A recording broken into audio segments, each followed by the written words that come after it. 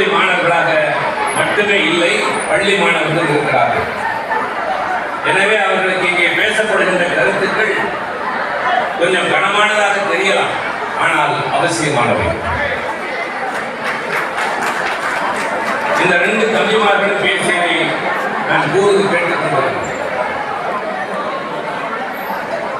ஒரு மேடையில் ஏறி நின்று பேசுகிறார் என்கிற போது பலருடைய கவனத்தை ஈர்க்கிறார்கள் என்று பலருடைய மனதிலே பதிய வேண்டிய கருத்துக்களை சொல்லுகின்ற பொறுப்புணர்ச்சியின் கடமையும் அவர்களுக்கு உண்டு.